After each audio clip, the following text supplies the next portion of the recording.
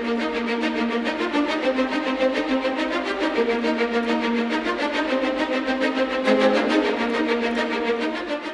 adalah WBCQ, menghadirkan radio World's Last Chance kepada Anda dari Monticello, Maine, Amerika Serikat.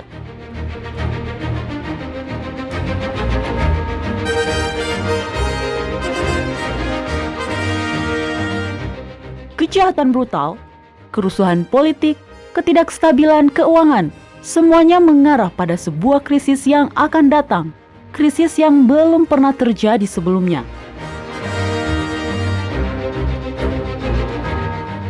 Tetaplah bersama Radio World's Last Chance untuk belajar cara Anda dapat bersiap secara rohani menghadapi apa yang berada di depan. Radio WLC mempersiapkan orang untuk menyambut Sang Juru Selamat yang segera kembali.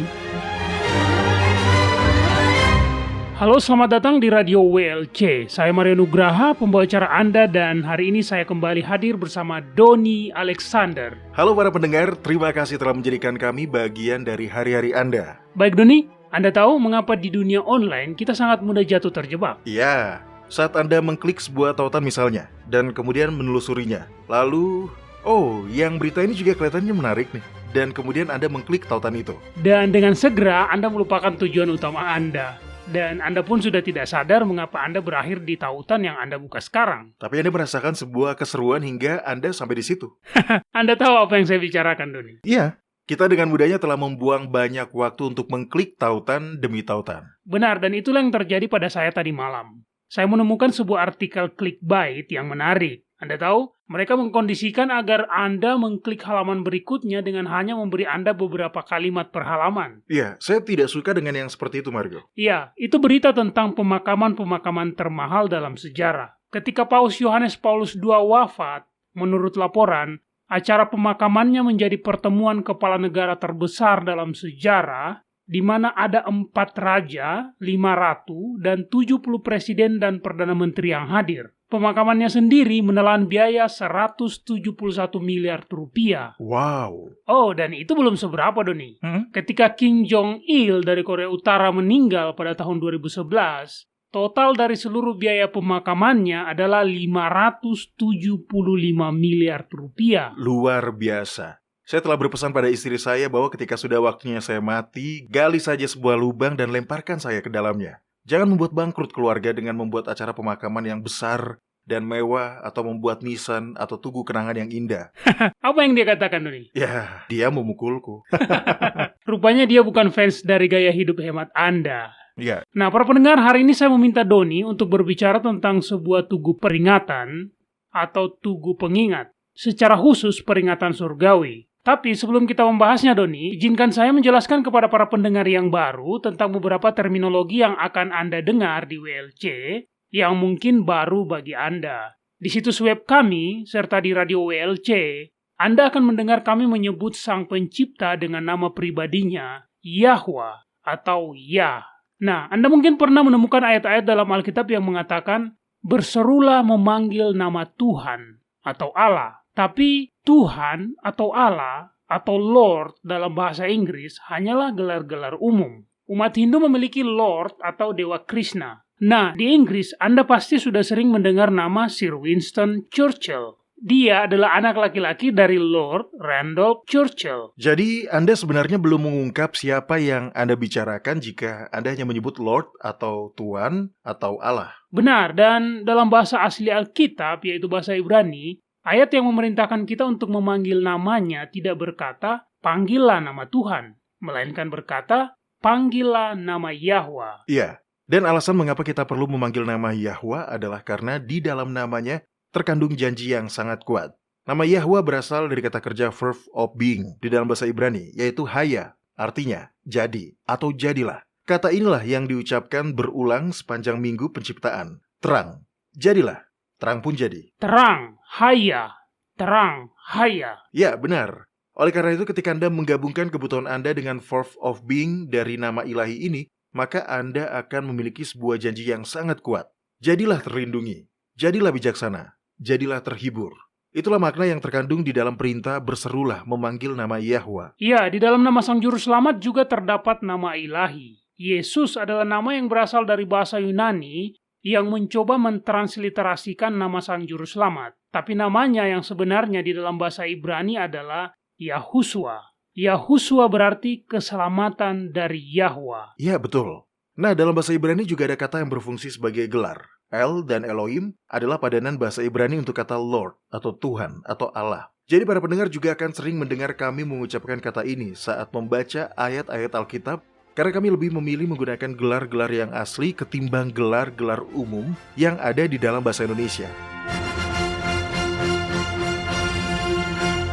Baik, tugu kenangan atau tugu peringatan. Apa yang Anda ingin sampaikan sekarang terkait hal ini, Doni? Oke, saya sebenarnya tidak yakin apakah tugu peringatan adalah kata yang pas untuk saya gunakan. Tapi saya rasa kata ini bisa cocok. Ya, tergantung bagaimana Anda melihatnya. Baiklah, kita akan menggunakan kata ini.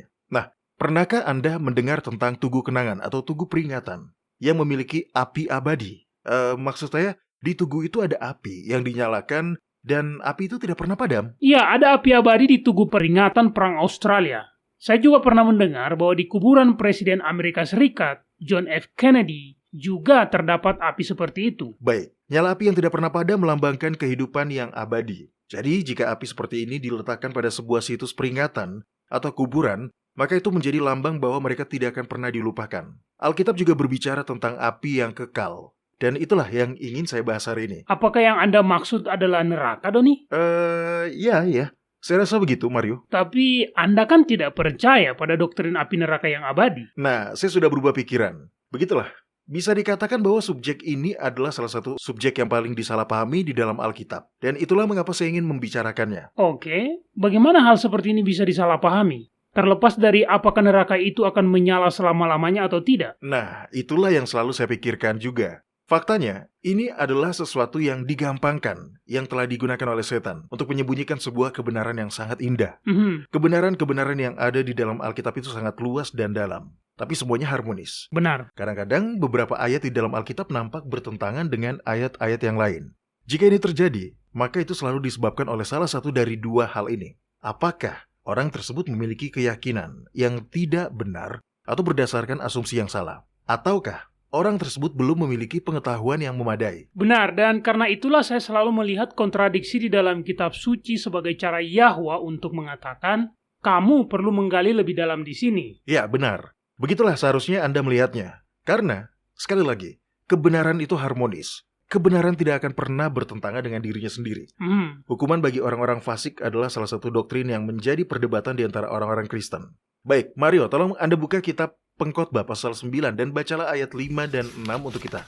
Ini adalah pernyataan yang sangat jelas mengenai kondisi jiwa manusia setelah kematian. Oke, langsung bacakan saja jika Anda sudah mendapatkannya. Baiklah, di sini dikatakan, karena orang-orang yang hidup tahu bahwa mereka akan mati, tetapi orang yang mati tidak tahu apa-apa. Tidak ada upah lagi bagi mereka. Bahkan kenangan kepada mereka sudah lenyap. Kasih mereka maupun kebencian dan kecemburuan mereka sudah lama hilang. Dan untuk selama-lamanya tak ada lagi bahagian mereka dalam segala sesuatu yang terjadi di bawah matahari. Nah, begitulah. Apakah ada kesadaran setelah kematian? Sudah jelas Salomo, orang paling bijaksana yang pernah hidup, mengatakan bahwa tidak ada kesadaran setelah kematian. Dan Yahwa telah membuat tulisannya terjaga di dalam Alkitab. Benar. Tetapi, kontradiksi yang tampak, dan inilah poin yang diperdebatkan oleh orang-orang Kristen, muncul dari fakta bahwa ada ayat lain di dalam kitab suci yang mengajarkan tentang api yang terus-menerus menyala dan tidak pernah padam. Iya, kitab Wahyu pasal 14 ayat 11 mengatakan, maka asap api yang menyiksa mereka itu naik ke atas sampai selama-lamanya, dan siang malam mereka tidak henti-hentinya disiksa, yaitu mereka yang menyembah binatang serta patungnya itu, dan barang siapa yang telah menerima tanda namanya. Sebenarnya ini berbicara tentang hal yang berbeda. Dan kita akan membahasnya karena Anda benar, disinilah banyak kebingungan yang masuk. Jadi, kita perlu ingat ada perbedaan antara asap dan api. Benar. Kitab Yesaya memegang kunci untuk memahami teka-teki ini. Baik, Mario tolong buka kitab Yesaya pasal 33 ayat 14. Di ayat ini Nabi Yesaya mengajukan sebuah pertanyaan. Baiklah, di sini dia mengatakan, orang-orang yang berdosa terkejut di Sion, orang-orang murtad diliputi kegentaran. Mereka berkata, Siapakah di antara kita yang dapat tinggal dalam api yang menghabiskan ini? Siapakah di antara kita yang dapat tinggal di perapian yang abadi ini? Ayat berikutnya berisi jawabannya. Apa yang dikatakan di sana, Mario? Orang yang hidup dalam kebenaran, yang berbicara dengan jujur, yang menolak untung hasil pemerasan, yang mengebaskan tangannya supaya jangan menerima suap, yang menutup telinganya supaya jangan mendengarkan rencana penumpahan darah, yang menutup matanya supaya jangan melihat kejahatan. Dialah seperti orang yang tinggal aman di tempat-tempat tinggi. Bentengnya ialah kubu di atas bukit batu. Rotinya disediakan, air minumnya terjamin. Engkau akan memandang raja dalam semaraknya, akan melihat negeri yang terbentang jauh. Jadi itulah orang-orang yang dapat hidup di dalam, bukan mati dalam api yang menghanguskan, dalam perapian abadi dari hadirat ilahi. Itu bertolak belakang, ya kan? Tapi saya paham. Kitab Ibrani pasal 12 ayat 29 menggambarkan Yahwa sebagai api yang menghanguskan. Iya, benar. Hanya makhluk suci yang bisa hidup dengan El yang suci. Orang benarlah yang akan hidup dan bersuka cita dalam perapian yang abadi. Jadi ini artinya apa, Doni? Apakah perapian yang abadi itu? Yahwa adalah sumber dari semua kehidupan. Paulus memberitahu orang-orang Athena bahwa di dalam Yahwa kita hidup, kita bergerak, kita ada. Energi murni yang memberi kehidupan mengalir dari Yahwa. Dia adalah sumber dari cahaya energi murni. Benar. Kitab suci tidak banyak menggambarkan hadirat Yahwa, tapi di dalam setiap gambaran yang diberikan, energi yang mengalir dari dirinya digambarkan sebagai api. Makhluk ciptaan dapat berdiri di hadapan kekuatan yang tak terkatakan ini, dan tidak binasa, hanya jika mereka juga murni dan suci. Ya, ini mengingatkan saya pada deskripsi Lucifer dalam kitab Yeskiel pasal 28. Sebelum kejatuhannya, dia adalah kerub penjaga. Ya, penjaga tahta Yahwa. Disitulah dia berada. Dia secara terus-menerus bermandikan energi murni yang berasal dari hadirat yang maha kuasa. Nah, dengarkan ini. Ini dari kitab Yeskiel pasal 28 ayat 14 dan 15. Di sini dikatakan, "Kuberikan tempatmu dekat kerub yang berjaga. Di gunung kudus Yahwa engkau berada dan berjalan-jalan di tengah batu-batu yang berapi. Engkau tak bercela dalam tingkah lakumu sejak hari penciptaanmu, sampai terdapat kecurangan padamu." Dia bisa tinggal di sana karena dia belum berdosa. Makhluk-makhluk suci benar-benar betah berada di hadapan api abadi yang bersumber dari hadirat ilahi. Nabi Daniel juga melihat sesuatu yang serupa. Nah, Mario tolong buka kitab Daniel pasal 7. Oke. Ini adalah bagian yang sangat menarik karena memberikan kepada kita sebuah gambaran fisik tentang Yahwa, di mana pancaran sinarnya begitu luar biasa. Itu seperti menatap langsung ke matahari jika Anda sanggup.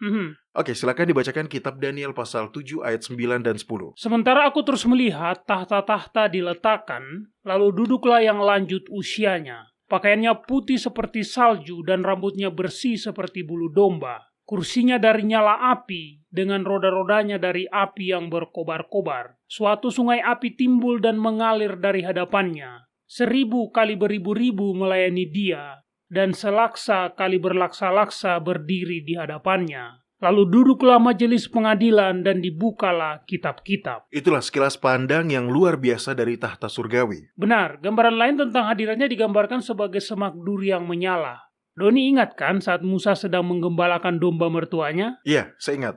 Tolong buka dan bacakan ayatnya, Mario. Baiklah. Nah, ini dia. Kitab Keluaran pasal 3 ayat 1 dan 2. Di sini dikatakan, "Adapun Musa, ia biasa menggembalakan kambing domba Yitro, mertuanya, imam di Midian. Sekali ketika ia menggiring kambing domba itu ke seberang padang gurun, sampailah ia ke gunung Yahwa, yakni gunung Horeb. Lalu malaikat Yahwa menampakkan diri kepadanya di dalam nyala api yang keluar dari semak duri. Lalu ia melihat dan tampaklah semak duri itu menyala, tetapi tidak dimakan api." Oke, sudah jelas. Yang menampakkan diri kepadanya bukanlah Yahwa sendiri. Tetapi kejadian ini menunjukkan bahwa kemuliaan yang terus-menerus memancar dari hadirat Bapa yang mengenai para malaikat yang berada di hadiratnya, membuat para malaikat ini memancarkan kemilau energi yang sama yang memancar dari Bapa. Nah, sekarang Mario, tolong lanjut ke kitab Keluaran pasal 19. Oke. Setelah bangsa Israel keluar dari tanah Mesir, Yahwa turun ke Gunung Sinai untuk menyampaikan hukumnya secara pribadi. Pada saat dia turun, orang-orang Israel menyaksikan sebuah pertunjukan energi cahaya yang begitu cemerlang, sehingga di mata mereka gunung itu seolah-olah terbakar. Oke, Mario, bacalah ayat 18. "Gunung Sinai ditutupi seluruhnya dengan asap, karena Yahwa turun ke atasnya dalam api.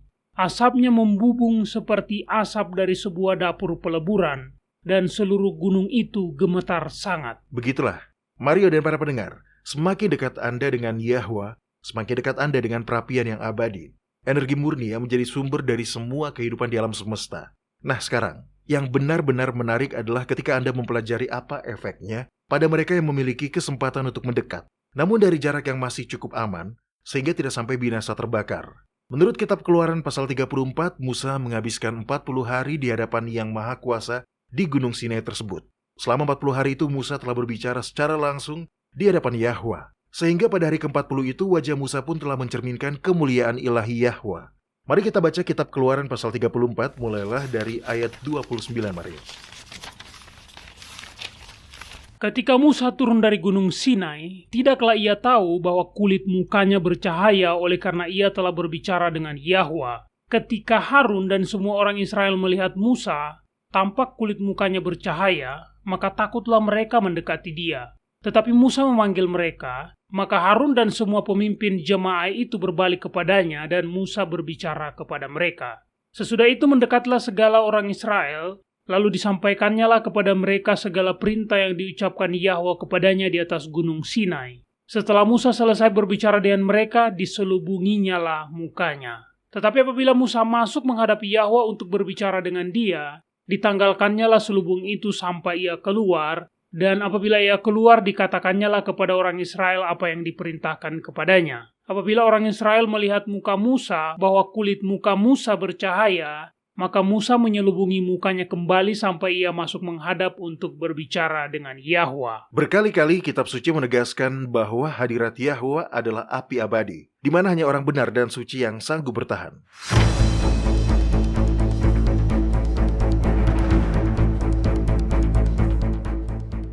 Anda mendengarkan radio World's Last Chance di WBCQ yang mengudara pada gelombang 31 meter di frekuensi 9330 kHz. Radio World's Last Chance mempersiapkan orang untuk menyambut Sang Juru Selamat yang segera kembali.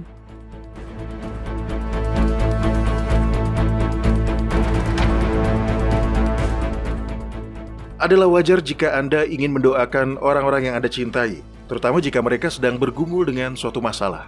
Doa menghubungkan kita secara langsung dengan Bapa Surgawi kita yang telah mengundang kita untuk menyampaikan masalah, ketakutan, dan kebutuhan kita kepadanya. Tetapi pernahkah Anda memperhatikan bahwa beberapa orang sepertinya mendapatkan jawaban doa mereka sepanjang waktu, sementara yang lain sepertinya jarang mendapatkan jawaban? Jika Anda mengalami hal ini, Anda tidak sendiri. Walaupun Yahwa mendengarkan setiap doa yang dipanjatkan, namun ada beberapa doa yang lebih efektif. Yahwa tentu tidak pilih kasih, tetapi ada cara berdoa yang lebih efektif. Begitu Anda mempelajari bagaimana cara berdoa untuk mendapatkan jawaban yang jelas, maka hidup Anda dan kehidupan orang-orang yang Anda doakan tidak akan pernah sama lagi. Untuk mempelajari bagaimana cara sukses berdoa bagi orang lain, carilah episode radio yang berjudul Rahasia Doa Syafaat. Anda dapat mendengarkannya di YouTube atau kunjungilah situs web kami, worldslastchance.com, dan klik ikon radio WLC. Sekali lagi, carilah episode yang berjudul Rahasia Doa Syafaat. Dengarkanlah hari ini dan mulailah mendapatkan jawaban atas doa-doa Anda. World's Last Chance telah membuat lebih dari 1.500 video dokumenter dalam lebih dari 30 bahasa. Kunjungi situs kami di worldslastchance.com atau nonton videonya pada channel WLC di YouTube. Video-video dokumenter baru tentang berbagai topik penting terus dirilis sepanjang waktu. Mulailah menontonnya dan pelajarilah kebenaran selama Anda masih memiliki kesempatan di worldslastchance.com.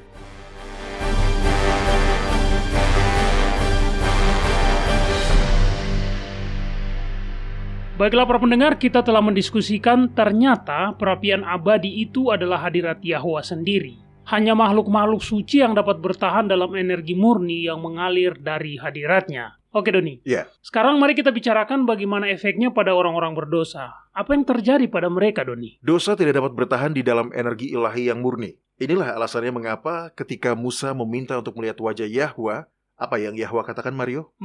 Yahwa berkata, tidak bisa. Mengapa? Iya, karena tidak ada manusia yang bisa melihat wajahnya dan tetap hidup. Iya, mengapa? Iya, karena kita orang berdosa dan dia suci. Yes, benar. Yahwa mengasihi Musa. Dia tidak ingin membinasakan Musa sehingga dia tidak bisa membiarkan Musa melihat wajahnya. Nah, ini benar-benar memberi pencerahan mengenai alasan dibalik konsep dosa menjadi pemisah antara kita dan Yahwa. Itu benar. Alasannya karena dia mengasihi orang-orang berdosa. Yahwa harus menarik diri untuk memberi kita waktu untuk bertobat dan membuat pilihan untuk berbalik kepadanya.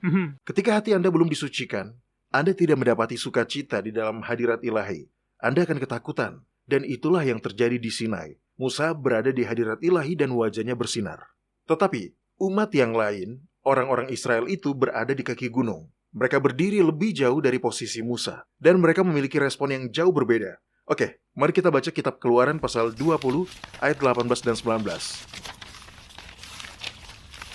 Baiklah, di sini dikatakan, seluruh bangsa itu menyaksikan guru mengguntur, kilat sabung menyabung, sangkakala berbunyi, dan gunung berasap. Maka bangsa itu takut dan gemetar, dan mereka berdiri jauh-jauh. Mereka berkata kepada Musa, "Engkaulah berbicara dengan kami, maka kami akan mendengarkan. Tetapi janganlah Elohim berbicara dengan kami, nanti kami mati." Nah, Mario dan para pendengar, beginilah respon dari hati yang belum disucikan. Selalu takut, gemetar, dan ingin menjauh.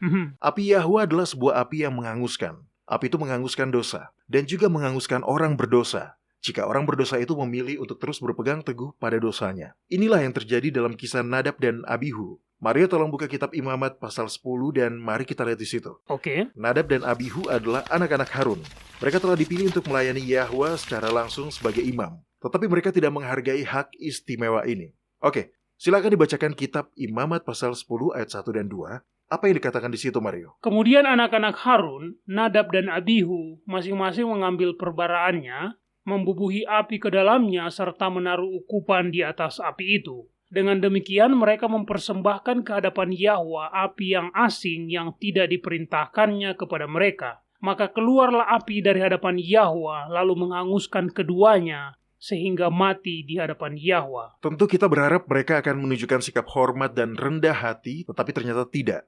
Jadi, karena mereka tidak menghormati Yahwa, mereka pun dibunuh oleh api yang keluar dari Yahwa. Nah, dari kisah ini kita mendapat sebuah detail menarik yang menurut saya tidak diperhatikan oleh sebagian besar orang. Detail ini mengungkapkan banyak hal mengenai api atau perapian abadi. Bacalah ayat 4 dan 5 dan mari kita lihat apakah Anda menangkapnya, Mario. Baiklah.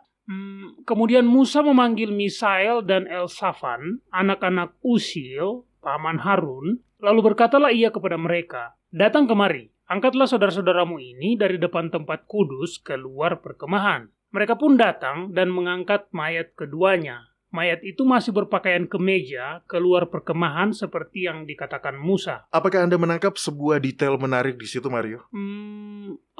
Mereka mengangkat mayat yang masih berpakaian kemeja.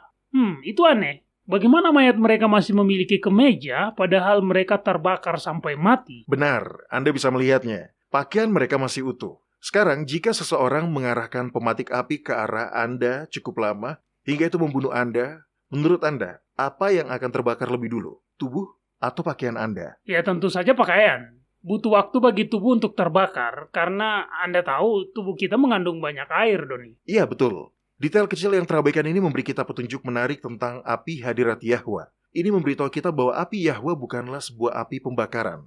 Nah, Mario, apa Anda ingat Sadrak, Mesak, dan Abednego? Iya, 3 orang yang terhormat. Mereka dijatuhi hukuman mati dengan cara dilempar ke dalam perapian besar karena menolak untuk menyembah berhala yang telah didirikan oleh Nebukadnezar di dataran Dura. Menurut kitab suci, mereka dilemparkan ke dalam api dengan pakaian yang lengkap. Faktanya, kitab Daniel pasal 3 ayat 21 mencantumkan semua pakaian yang mereka kenakan. Baiklah, coba saya lihat. Nah, ini dia. Lalu diikatlah ketiga orang itu dengan jubah, celana, topi, dan pakaian-pakaian mereka yang lain, dan dicampakkan ke dalam perapian yang menyala-nyala. Jadi mereka dilemparkan ke dalam perapian yang menyala-nyala, berpakaian lengkap. Dan kemudian apa yang terjadi? Nah, mereka bangun dan mulai berjalan-jalan. Mereka tidak berteriak kesakitan. Mereka berjalan-jalan dengan santai. Mereka ada di dalam api. Tapi api itu tidak menghanguskan mereka. Tapi ada sesuatu yang hangus. Iya, dan itu adalah tali yang mengikat mereka, Doni. Betul. Bacalah kitab Daniel pasal 3 ayat 26 dan 27 sekarang, Mario. Lalu Nebukadnezar mendekati pintu perapian yang menyala-nyala itu. Berkatalah ia, "Sadrak, Mesak, dan Abednego, hamba-hamba El yang maha tinggi, keluarlah dan datanglah kemari." Lalu keluarlah Sadrak, Mesak, dan Abednego dari api itu. Dan para wakil raja, para penguasa, para bupati, dan para menteri raja datang berkumpul. Mereka melihat bahwa tubuh orang-orang ini tidak mempan oleh api itu, dan bahwa rambut di kepala mereka pun tidak hangus. Jubah mereka tidak berubah apa-apa, bahkan bau kebakaran pun tidak ada pada mereka. Bahkan pakaian mereka tidak berbau api. Alasannya sederhana. Mereka berdiri di hadapan El yang maha tinggi. Baik Mario, mari kita kembali ke beberapa ayat sebelumnya. Baca ayat 23-25.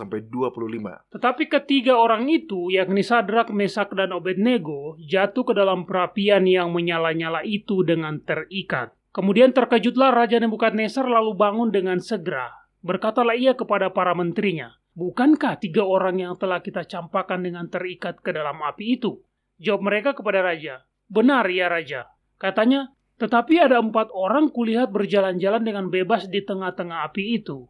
Mereka tidak terluka, dan yang keempat itu rupanya seperti anak dewa." Ini adalah sebuah kisah yang luar biasa. Kisah ini mengajarkan kita bahwa semua orang yang telah berserah penuh pada kehendak ilahi dan hidup selaras dengan hukum ilahi dapat hidup dengan tidak terluka dalam nyala api abadi yang menghanguskan dari hadirat yang maha kuasa. 3 orang yang terhormat itu taat pada hukum Yahwa. Mereka bisa hidup di hadapan nyala api suci yang kekal. Sehingga api dalam perapian yang menyala-nyala buatan Nebukadnezar itu tidak berkuasa atas mereka.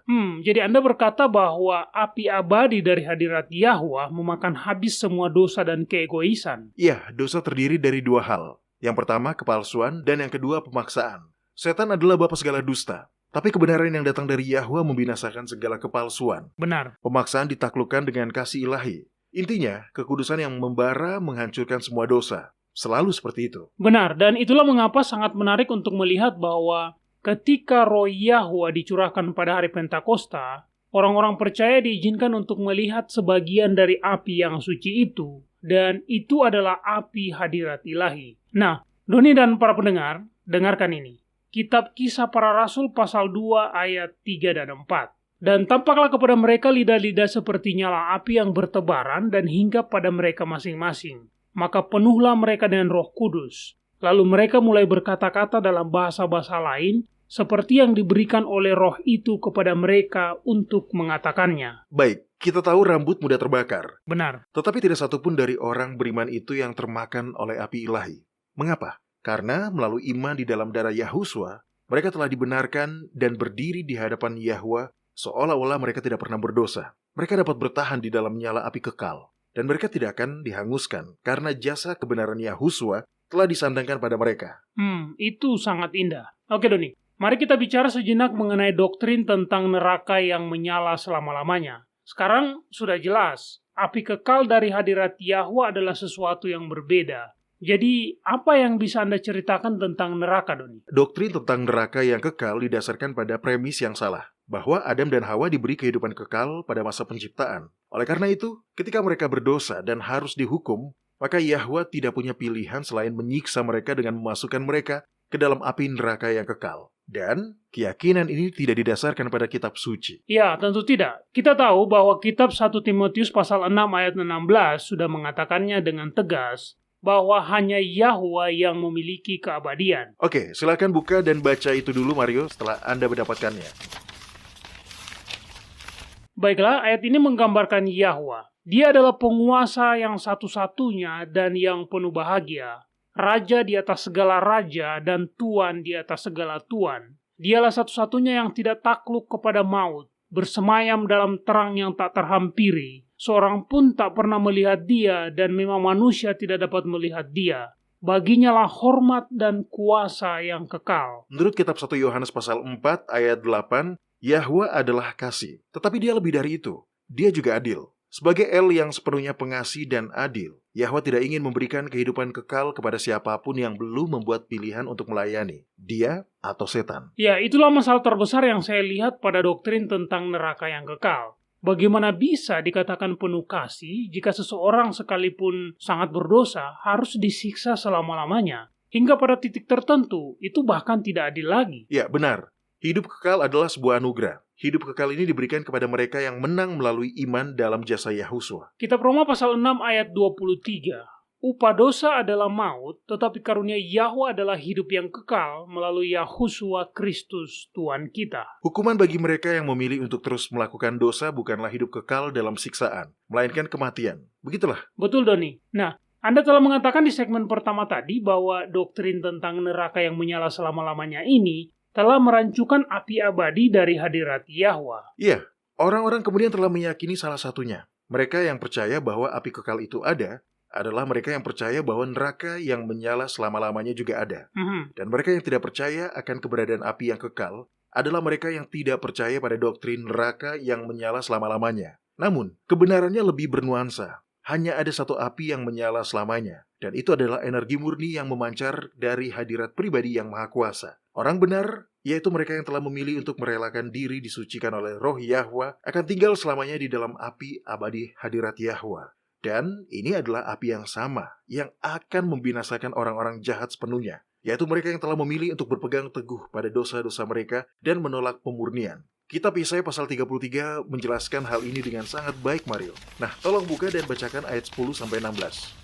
Baik, di sini tertulis, "Sekarang aku akan bangkit, firman Yahwa. Sekarang aku akan bangkit berdiri. Sekarang aku akan berdiri tegak. Kamu mengandung rumput kering dan melahirkan jerami. Amarahmu seperti api yang memakan kamu sendiri. Bangsa-bangsa akan dibakar menjadi kapur dan akan dibakar dalam api seperti semak duri yang ditebang. Hai orang-orang yang jauh, dengarkanlah apa yang telah kulakukan. Hai orang-orang yang dekat, ketahuilah keperkasaanku. Orang-orang yang berdosa terkejut di Sion. Orang-orang murtad diliputi kegentaran. Mereka berkata, siapakah di antara kita yang dapat tinggal dalam api yang menghabiskan ini? Siapakah di antara kita yang dapat tinggal di perapian yang abadi ini?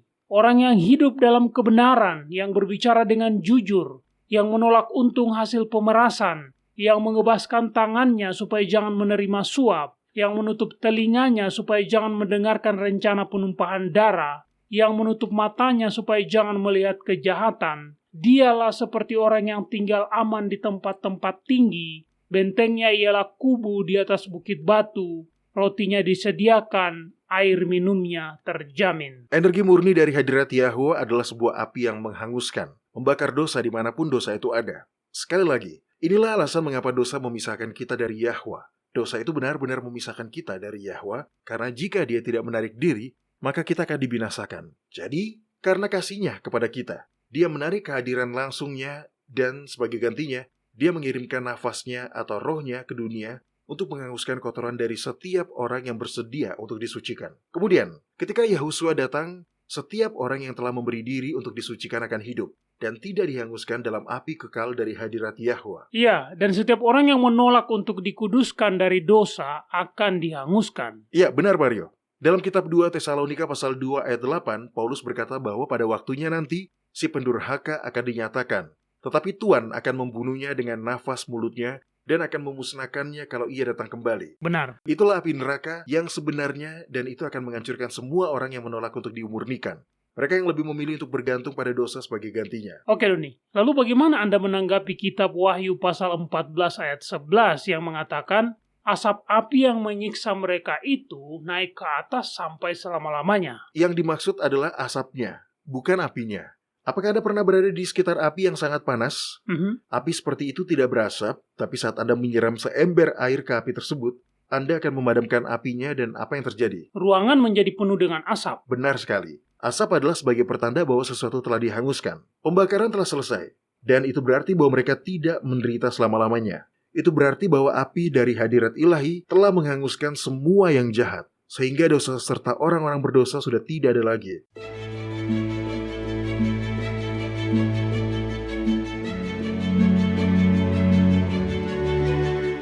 Anda mendengarkan radio World's Last Chance di WBCQ yang mengudara pada gelombang 31 meter di frekuensi 9330 kHz. Radio World's Last Chance mempersiapkan orang untuk menyambut Sang Juru Selamat yang segera kembali.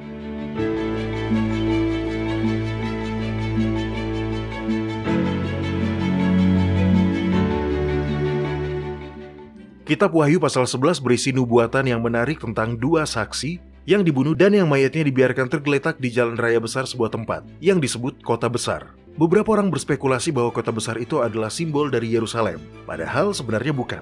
Kota besar ini sebenarnya adalah simbol untuk kota Vatikan di Roma, dan bukti-buktinya sangat meyakinkan. Ini adalah nubuatan yang penting karena kitab Wahyu lebih lanjut mengatakan bahwa semua bangsa telah meminum anggur Babel yang merupakan simbol lain dari kota besar ini. Untuk mempelajari lebih lanjut, kunjungi situs web kami world/chance.com dan klik ikon radio WLC. Pilih bahasa Indonesia, dan carilah episode yang berjudul Roma adalah Kota Besar Babel. Pelajari alasan mengapa kota besar Babel yang dinubuatkan itu adalah Roma, supaya Anda dapat menghindari malapetaka yang dikatakan Alkitab akan menimpa semua orang yang bersekutu dengan Babel.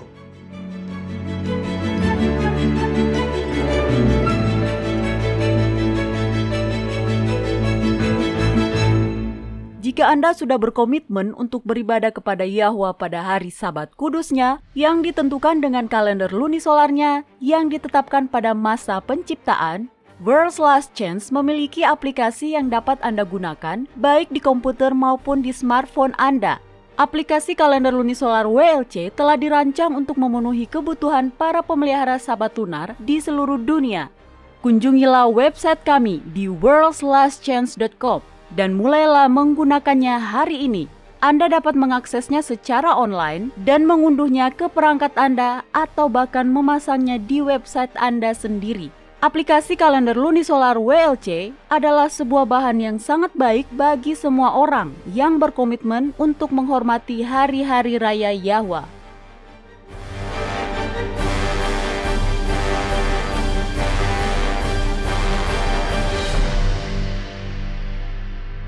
Pertanyaan hari ini datang dari Portugal. Nah, Doni, tahukah Anda bahwa bahasa Portugis adalah bahasa ke-6 yang paling banyak digunakan di dunia? Wow, itu menarik. Karena Portugis tergolong sebuah negara kecil. Dan saya rasa bahasa mereka juga digunakan di Brazil. Lebih dari itu, bahasa Portugis digunakan di 9 negara di seluruh dunia. Hah? Oke, Anda belajar sesuatu yang baru setiap hari, Mario. Nah, jadi sekarang apa pertanyaannya? Oke, Jacob Mendes dari Amadora menulis, bagaimana pendirian Anda tentang hukuman secara fisik? Apa yang dikatakan Alkitab dan mengapa? Jawabannya tidak semudah yang Anda bayangkan. Pertama, prinsip Alkitab telah diringkas dengan sangat baik di dalam kitab Amsal pasal 22 ayat 6, di mana di dalamnya dikatakan, didiklah orang muda menurut jalan yang patut baginya, maka pada masa tuanya pun ia tidak akan menyimpang daripada jalan itu. Tanggung jawab kita sebagai orang tua adalah mendidik anak-anak kita agar memiliki karakter yang sesuai untuk hidup di hadapan Yahwa. Oke, apakah itu termasuk memukul pantat? Kitab Amsal pasal 13 ayat 24 mengatakan, siapa tidak menggunakan tongkat benci kepada anaknya, tetapi siapa mengasihi anaknya menghajar dia pada waktunya. Iya, dan kitab Amsal pasal 22 ayat 15 mengatakan kebodohan melekat pada hati orang muda, tetapi tongkat didikan akan mengusir itu daripadanya. Nah, yang membuat ini sedikit lebih rumit adalah fakta bahwa ada negara di mana hukuman secara fisik adalah sebuah hal yang ilegal. Benar, terakhir saya dengar ada lebih dari 50 negara di seluruh dunia yang melarang untuk memukul seperti itu. Saya ingin fokus pada prinsip di sini. Saya tidak ingin membahas seluk-beluk serta pro dan kontra memukul. Setiap orang tua perlu memutuskannya sendiri. Jadi, apakah Anda memukul anak-anak Anda, Doni? Sebenarnya, ya, kami melakukannya. Walaupun jarang, dan hanya untuk satu alasan, yaitu ketika mereka tidak taat pada aturan yang mereka sudah benar-benar pahami. Tapi sekali lagi, mari kita fokus pada prinsip. Oke. Prinsip yang diajarkan dalam Alkitab adalah bahwa orang tua bertanggung jawab untuk mendidik anak-anak mereka. Dengan kata lain, untuk mendisiplinkan mereka. Ya, benar. Lalu bagaimana Anda mendefinisikan kata disiplin? Ya, itu bukanlah sebuah hal yang buruk. Maksud saya, para tentara, atlet, dan musisi, mereka semua sangat disiplin. Ya, benar. Mario, sebaiknya Anda membaca definisi dari kata disiplin di dalam kamus tua yang Anda miliki. Nah, apa yang dikatakan di sana? Baiklah, di sini dikatakan menginstruksikan atau mendidik, memberi informasi pada pikiran, mempersiapkan dengan bekal petunjuk dalam asas dan kebiasaan yang benar, seperti mendisiplinkan anak muda untuk mendapatkan profesi tertentu atau demi sebuah tujuan yang bermanfaat di masa depan. Ini menarik. Kata disiplin juga berarti mengoreksi, memberi pelajaran, menghukum. Ya, kita biasanya fokus pada definisi sempit yaitu menghukum. Tetapi arti dari disiplin lebih dari itu. Disiplin dalam arti sebenarnya adalah pelatihan. Sebagai orang tua, kita melakukan lebih dari sekedar melatih anak kita untuk berkata, "Ya Bu, tidak Pak," lebih dari itu. Karena kita ingin bekerja sama dengan Yahwa dan melatih karakter mereka untuk menjadi manusia-manusia Yahwa. Benar. Nah, saya baru saja memperhatikan satu halaman ini, dan ternyata di atas kata disiplin ada kata disciple, atau murid dalam bahasa Indonesia. Salah satu definisi kata murid adalah, dan ini cukup menarik, didisiplinkan. Benar, itu menarik. Memuridkan anak-anak kita, menarik hati mereka kepada Yahwa adalah salah satu tugas paling suci yang kita miliki sebagai orang tua. Jadi, bagaimana kita melakukan ini, Doni? Apakah Anda memiliki petunjuk praktisnya? Nah, sekali lagi, kitab Amsal pasal 22 ayat 6 sudah mengatakan dengan sangat baik, didiklah orang muda menurut jalan yang patut baginya, maka pada masa tuanya pun ia tidak akan menyimpang daripada jalan itu. Ini penting. Menjadi orang tua, memuridkan anak-anak kita, berarti kita melakukan lebih dari sekedar menghukum karena kesalahan. Kita juga harus menanamkan karakter baik yang ingin kita lihat. Kejujuran, kebaikan, etos kerja yang baik, dan mengikuti kebenaran terlepas dari apapun resikonya. Itu juga sangat penting. Dan cara melakukannya adalah melalui pendisiplinan ilahi. Anda mulai melatih mereka dari sejak di pangku agar mereka disiplin dan dapat menguasai diri. Nah, cara terbaik untuk melakukannya adalah dengan mengajari mereka untuk langsung patuh begitu ibu atau ayah memintanya. Jika tidak, maka Anda memberikan izin diam-diam kepada sang anak untuk tidak patuh sampai Anda meninggikan suara Anda di tingkat kekerasan tertentu. Iya, saya sudah pernah melihat pola asuh seperti itu sebelumnya. Disiplin bukanlah sebuah hal yang buruk. Faktanya, itu adalah hal yang sangat penting dan vital dalam perjalanan kekristenan kita. Cara seorang anak didisiplinkan pun harus dengan semangat yang benar. Apa maksud Anda, Doni? Jangan pernah mendisiplinkan anak dalam kemarahan.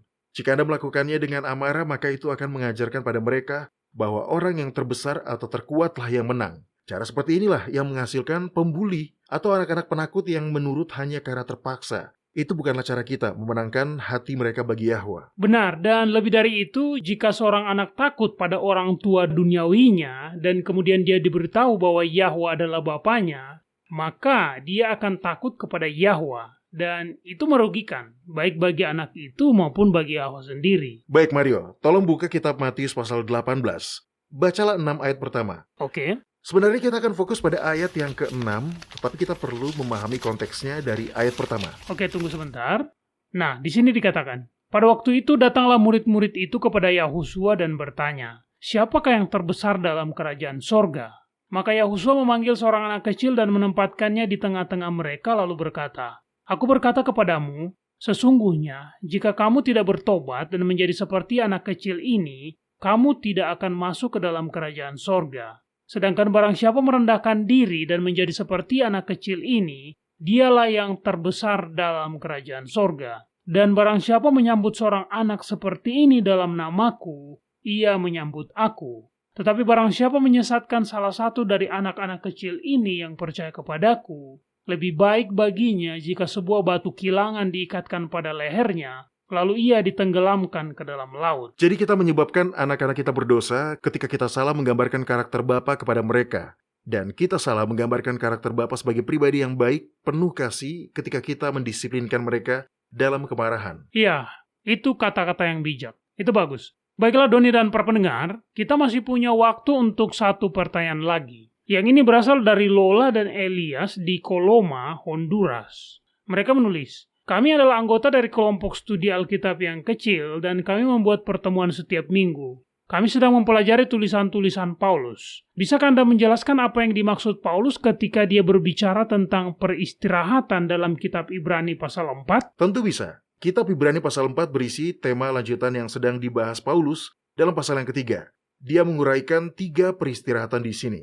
Peristirahatan pertama tentu saja ditemukan di dalam Yahusua. Dia adalah imam besar kita untuk selama-lamanya menurut peraturan Melkisedek. Karena kematiannya, kita dapat berdiri di hadapan Yahwa seolah-olah kita tidak pernah berdosa. Karena jasanya telah disandangkan pada diri kita. Ya, dan jangan lupa bahwa upah untuk kehidupannya yang saleh, yang tanpa dosa, juga telah diperhitungkan pada kita, seolah-olah kita selalu membuat pilihan yang benar dan menghormati Yahwa. Itulah pembenaran dengan iman. Kebenaran karena iman. Itulah peristirahatan yang pertama. Ketika kita mengundangnya untuk hidup di dalam hati kita dengan iman, maka kita pun dapat beristirahat atau berhenti dari upaya-upaya pribadi kita untuk membenarkan diri. Peristirahatan kedua adalah yang dinantikan oleh orang-orang percaya sejak janji itu diberikan pada saat kejatuhan, dan itu adalah peristirahatan puncak yang akan kita alami di Yerusalem baru. Tentu saja beberapa orang telah menikmatinya. Ya, mereka yang dibangkitkan bersama Yahusua pada saat kebangkitannya. Nah, sudah jelas, ini adalah peristirahatan yang dijanjikan. Jadi orang-orang percaya tidak langsung memasukinya setelah kematian. Ya, benar Mario.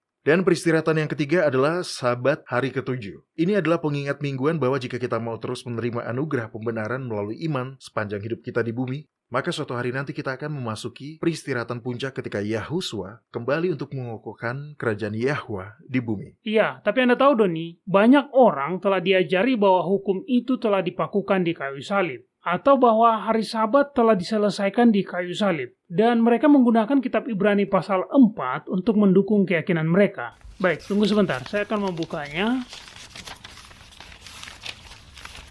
Nah, ini dia. Kitab Ibrani pasal 4 ayat 9 dan 10. Di sini dikatakan, jadi masih tersedia suatu hari perhentian, hari ke-7 bagi umat Yahwa. Sebab barang siapa telah masuk ke tempat perhentiannya, ia sendiri telah berhenti dari segala pekerjaannya, sama seperti Yahwa berhenti dari pekerjaannya. Jadi apa yang akan Anda katakan kepada seseorang yang mengklaim bahwa ayat ini membuktikan bahwa perintah Sabat tidak lagi mengikat, Doni? Sebenarnya saya merasa agak ironis bahwa ayat-ayat ini digunakan seperti itu. Dalam ayat-ayat ini kita didorong untuk memasuki peristirahatan yang dimasuki Yahwa. Dan peristirahatan apa itu? Peristirahatan apa yang Yahwa lakukan ketika pekerjaannya selesai? Iya, Sabat. Tepat. Ayat-ayat ini sama sekali tidak mengatakan sesuatu tentang penghapusan Sabat mingguan. Sebaliknya, ayat-ayat ini mendesak kita untuk memasuki peristirahatan yang sama yang dilakukan Yahwa ketika pekerjaannya selesai, yaitu Sabat mingguan. Paulus tidak memaku hari Sabat di kayu salib. Justru sebaliknya, dia meneguhkan sifat hari Sabat yang berkelanjutan sebagai perhentian yang tersedia bagi umat Yahwa sepanjang waktu. Nah, ini adalah perhentian yang menanti kita jika kita mau setia. Ya, itu sungguh masuk akal. Terutama ketika Anda mengingat kitab Yesaya pasal 66 ayat 23 yang mengatakan bahwa bahkan di bumi yang baru itu, kita masih akan terus memelihara hari Sabat dan hari bulan baru. Benar, dan hal yang harus selalu kita ingat adalah bahwa hukum Yahwa adalah salinan dari karakternya yang sempurna. Menghapus satu bagian dari hukum itu berarti mengatakan bahwa dia tidak sempurna. Dan karena demikian, itu akan berarti bahwa dia bukan Tuhan. Belum lagi ketidakkonsistenan di mana satu perintah dihilangkan sambil menyatakan bahwa 9 perintah yang lainnya masih mengikat. Saya sangat bersyukur kita dapat bersandar pada kebenaran Yahuswa, ya kan? Ya. Dia telah menaati hukum dengan sempurna. Baiklah para pendengar, terus kirimkan pertanyaan, komentar, dan permintaan doa Anda. Kunjungi saja worldslastchance.com dan klik hubungi kami. Kami selalu senang mendengar dari para pendengar kami.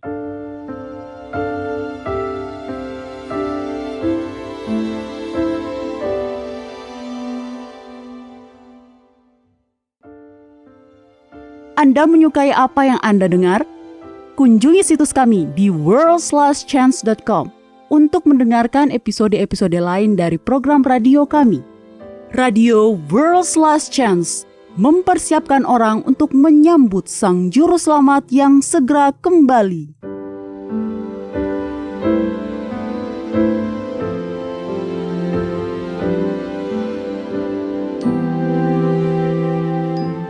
Ini adalah janji harian Anda dari firman Yahwa.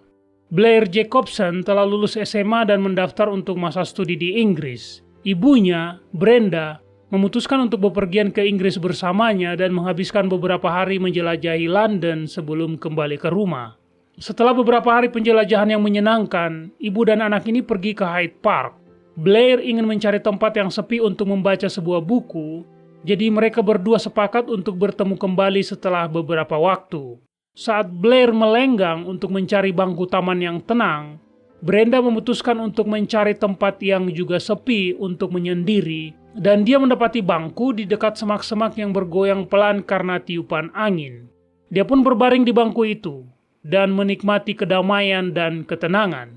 Beberapa menit kemudian dia mendengar suara dalam pikiran berkata, "Buka matamu." Brenda pun membuka matanya. Dia melihat seorang pria jangkung yang kurus dari arah bukit sedang berjalan ke arahnya. Pria ini berpakaian dengan warna yang tidak terlalu mencolok sehingga nampak menyatu dengan suasana musim gugur pada saat itu. Brenda pun melihat ada seutas tali merah yang dililitkan di masing-masing tangan pria tersebut. Kenapa dia membawa tali? Brenda bertanya-tanya. Dan sesaat kemudian dia menyadari jawaban dari pertanyaannya. Semak-semak di dekatnya tidak lagi tampak damai dan tenang. Jika dia diseret ke sana, tidak akan ada yang bisa melihat atau mendengarnya. Pria itu masih terus berjalan ke arahnya dan sudah semakin dekat. Di dalam pikiran Brenda kembali terdengar suara yang kuat dan jelas. Bangunlah dan berjalanlah dengan cepat menuruni bukit. Brenda tidak merasa panik atau cemas. Dia merasakan dorongan mental yang kuat dan jelas. Gerakan Brenda mengejutkan pria yang sedang menatapnya. Mereka saling melihat dan Brenda merinding melihat betapa dinginnya mata pria itu. Brenda terus melangkah pergi dengan yakin sambil membelakangi pria tersebut. Hari-hari kemudian berlalu dengan cepat dan Brenda pun sudah tiba di rumahnya kembali.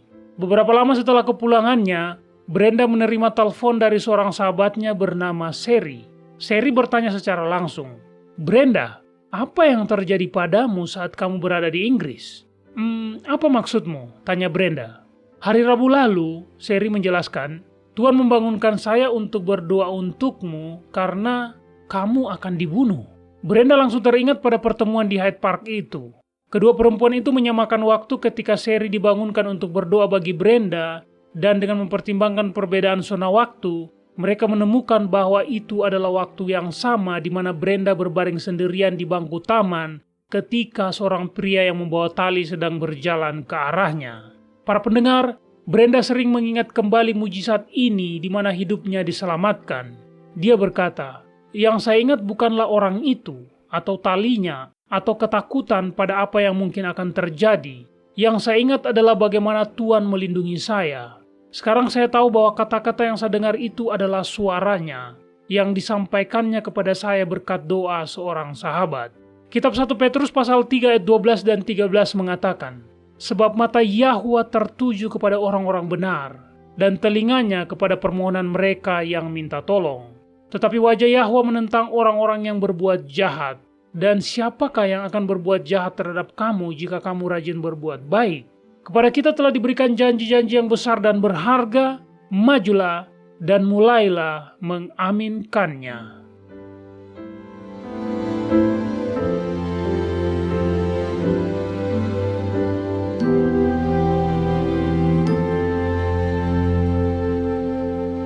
World's Last Chance berdedikasi untuk mempersiapkan orang menyambut Sang Juru Selamat yang segera kembali.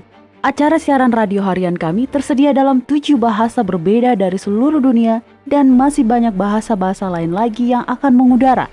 Video-video dan artikel-artikel kami telah diterjemahkan ke dalam lebih dari 30 bahasa berbeda. Dan kami tidak hanya fokus pada salah satu poin pengajaran. Kami bersedia untuk bekerja sama dengan surga untuk membawa semua kebenaran ke dunia. Artikel-artikel dan video-video kami mencakup berbagai topik-topik penting pada pertumbuhan dan pembangunan dari perjalanan kekristenan. Kami menghadirkan materi yang mencakup kesalehan praktis di dalam kehidupan sehari-hari, doktrin Alkitabiah yang benar-benar hanya didasarkan pada firman Yahwa, kalender Sang Pencipta, dan nubuatan akhir zaman yang penting untuk Anda ketahui. Kami bahkan membahas berbagai macam angin pengajaran yang palsu yang telah digunakan oleh setan untuk menipu banyak orang, dan mengungkapkan mengapa itu salah dan apa yang benar berdasarkan Alkitab. Kunjungilah kami hari ini di worldslastchance.com. Pelajarilah kebenaran di hari-hari terakhir ini.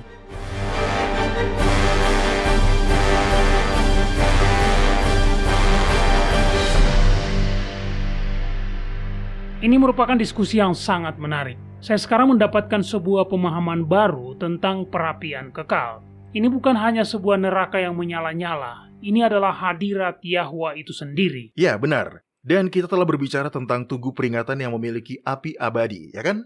Nah, perapian yang kekal akan menjadi sebuah peringatan abadi dari kekuatan kasih ilahi. Hidup kekal diberikan bagi semua orang yang merelakan diri agar dosa-dosanya dihanguskan oleh api cinta yang abadi. Kitab Yakobus pasal 4 memberitahu kita bagaimana cara hal itu dilakukan. Oke Mario, tolong buka kitab Yakobus pasal 4 dan bacakan ayat 7, 8, dan 10. Karena itu tunduklah kepada Yahwa dan lawanlah iblis, maka ia akan lari daripadamu. Mendekatlah kepada Yahwa dan dia akan mendekat kepadamu. Tahirkanlah tanganmu, hai kamu orang-orang berdosa, dan sucikanlah hatimu, hai kamu yang mendua hati. Rendahkanlah dirimu di hadapan Yahwa dan ia akan meninggikan kamu. Cara kita mentahirkan tangan dan menyucikan hati kita adalah dengan berserah diri. Ketika Yahwa mengungkapkan sesuatu dalam diri kita yang tidak sejalan dengan kehendaknya, maka kita akan memilih untuk menyerah dan tidak bergantung pada dosa tersebut. Kita tidak disucikan melalui usaha-usaha kita. Kita tidak akan bisa melakukannya. Yahwa lah yang memurnikan kita. Dan semua yang sudah dimurnikan akan mampu hidup di hadirat Yahwa untuk selamanya. Api hadiratnya akan menyala-nyala sepanjang kekekalan. Itulah janjinya. Kitab Wahyu pasal 21 ayat 23 mengatakan, dan kota itu tidak memerlukan matahari dan bulan untuk menyinarinya, sebab kemuliaan Yahwa meneranginya, dan anak domba itu adalah lampunya. Sama seperti Sadrak, Mesak, dan Obednego. Sama seperti Musa di Gunung Sinai. Demikianlah orang-orang yang sudah ditebus akan dapat hidup di hadapan perapian yang menyala-nyala, karena mereka telah berserah diri pada Yahwa. Mereka telah membiarkan dosanya dihanguskan, sehingga mereka dapat hidup tanpa terluka di hadapan kekudusan. Ya, ini mengingatkan saya pada sebuah cerita yang saya baca baru-baru ini. Rupanya ada sebuah kelompok studi Alkitab perempuan yang sedang membaca kitab Maleakhi. Ketika mereka sampai di pasal 3, mereka benar-benar tertarik pada ayat 2 dan 3, di mana dikatakan, siapakah yang dapat tahan akan hari kedatangannya? Dan siapakah yang dapat tetap berdiri apabila ia menampakkan diri? Sebab ia seperti api tukang pemurni logam, dan seperti sabun tukang penatu. Ia akan duduk seperti orang yang memurnikan dan mentahirkan perak, dan ia mentahirkan orang Lewi, menyucikan mereka seperti emas dan seperti perak, supaya mereka menjadi orang-orang yang mempersembahkan korban yang benar kepada Yahwa. Nah, para perempuan ini ingin memahami ilustrasi tersebut, supaya mereka benar-benar dapat memahami proses yang dijelaskan dalam kitab suci. Lalu kemudian, seorang anggota mereka pun membuat janji temu dengan seorang perajin perak di tempat kerjanya untuk melihat cara pengrajin perak itu bekerja, untuk kemudian akan dia laporkan pada kelompoknya. Oke, lalu apa yang perempuan itu pelajari, Mario? Ya, ini sangat menarik. Pengrajin perak menjelaskan bahwa untuk memurnikan perak, dia harus menahan perak itu di tengah-tengah api, di mana titik panas tertinggi berada. Begitulah satu-satunya cara agar dia bisa membakar semua kotoran. Nah, perempuan itu bertanya apakah benar bahwa si pengrajin perak itu harus tinggal di sana, di dekat api, selama perak itu dimurnikan dalam nyala api. Pengrajin perak itu pun berkata, iya, saya tidak hanya harus tetap di sini memegang perak ini, tetapi saya juga harus terus mengawasinya sepanjang waktu. Jika perak dibiarkan dalam waktu yang terlalu lama, maka perak itu akan hancur. Perempuan itu pun mengamatinya dalam diam, dan beberapa saat kemudian dia bertanya lagi, bagaimana Anda tahu bahwa perak itu sudah benar-benar murni? Sederhana saja, jawab tukang perak itu. Saya tahu perak itu sudah benar-benar murni ketika saya sudah melihat gambaran saya di dalamnya. Ya, benar. Itulah inspirasi kita. Dapat mencerminkan gambar Yahwa sepenuhnya di dalam diri kita, sehingga ketika orang melihat kita, mereka melihat Bapa. Ketika mereka mendengar kata-kata kita, maka suara yang mereka dengar seolah-olah adalah suara dari Bapa itu sendiri. Kitab Yesaya pasal 55 memberitahu kita caranya. Di situ dikatakan, carilah Yahwa selama ia berkenan ditemui, berserulah kepadanya selama ia dekat. Baiklah orang fasik meninggalkan jalannya, dan orang jahat meninggalkan rancangannya. Baiklah ia kembali kepada Yahwa, maka dia akan mengasihaninya. Dan kepada Eloa kita, sebab ia memberi pengampunan dengan limpahnya. Upah atas penyerahan total pada api yang memurnikan itu adalah sangat besar. Kitab Daniel pasal 12 ayat 2 dan 3 berkata, dan banyak dari antara orang-orang yang telah tidur di dalam debu tanah akan bangun, sebagian untuk mendapat hidup yang kekal, sebagian untuk mendapatkan kehinaan dan kengerian yang kekal. Dan orang-orang bijaksana akan bercahaya seperti cahaya cakrawala, dan yang telah menuntun banyak orang kepada kebenaran seperti bintang-bintang tetap untuk selama-lamanya. Baiklah para pendengar, bergabunglah kembali bersama kami besok. Sampai jumpa dan ingat, Yahwa mengasihi Anda dan Dia aman untuk dipercaya.